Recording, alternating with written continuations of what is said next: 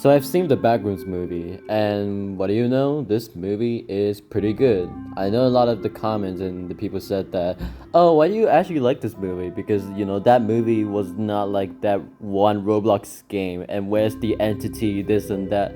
Like, guys, if you actually commented something like this on my TikTok, just shut up and listen to what the fuck am I going to say, because this is very important. So this movie was essentially Kane Parsons' version of the Backrooms. It was not like any other Backrooms, not based on any other Backrooms like levels or some shit that somebody made. It was his own version of the movie. It was the movie that was actually based on his own version, his iteration of the Backrooms. So there wasn't any like creepy, weird looking ass creatures, well, except for one in the movie, and there wasn't any of like levels or like other a bunch of like 100 liminal spaces that was actually in the game, because there was nothing like it. The whole movies was essentially just an eerie and a mysterious movie about a guy actually finding the back rooms on his basement of a furniture shop. Yeah, and that's the whole movie. And then the rest of the movie just kind of took like 1 hour, like a 15 minutes of my life, just them like walking around using VHS, camera, just like from the YouTube series.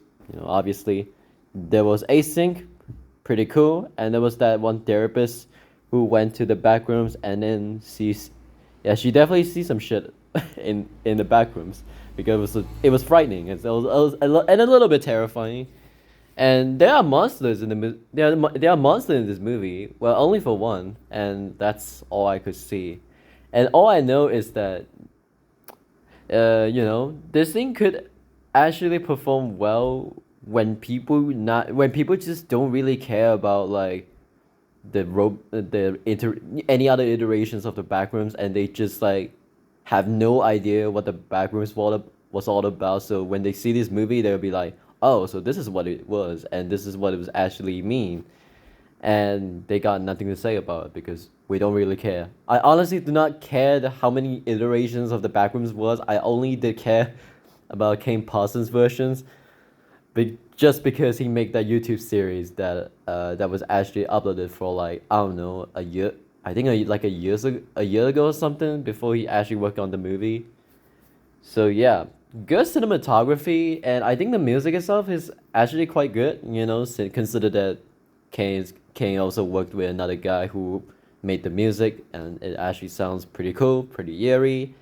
And the back rooms in the movie is actually looks pretty awesome. It's a really eerie, like a loop of office space that you can actually walk to, and it's just I always had this mysterious feeling when I've actually watched this movie, even though I don't really have a really good movie experience, because I actually sat at the below seat of the movie theater because of just how many people really wanted to see this movie. So I have no choice. But other than that, I still quite enjoyed it because of just how eerie, and also how it makes me curious of wondering of what's going on in this movie, of what's going on in the rest of this environment, and how weird everything could progress into something far worse than that. There was some horror aspect too, but it was not really that scary. It was more like, oh, so somebody just got caught, or somebody just try to scare you. A lot of suspense feeling over it, and a lot of like no clipping out of reality shit, this sort of stuff. Yeah, very very weird.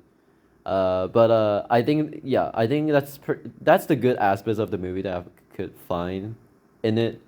As I said, this movie is it's not perfect. Not everything is perfect, but it was still is a really good like movie when people very very wanted to know like what the backrooms are, because even to my friends, or even to my families, they really want to know. They do not care about like how many versions of the backrooms were, how many levels they were, because honest to God, I don't think they care about that, and they just wanted to see this movie to actually, trying to justify like the meaning of it, or what it was actually all about. So, yeah, I think the only The only issues that I had, which is pretty small because this film is already good, which was really small, is the ending.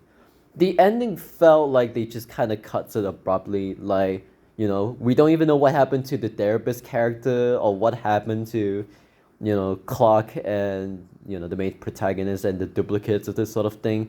We never know because this is a movie that really begs you to actually ask the question of, do you think that the Backrooms actually has a point in existence or not? Because it felt like it just came out of nowhere, and we have more questions to ask, and we may never know like the full answer of it. So it just really kind of makes you wondering, like, if all of this was reality or it was just straight up like a dystopian horror stuff, like analog horror or this sort of thing.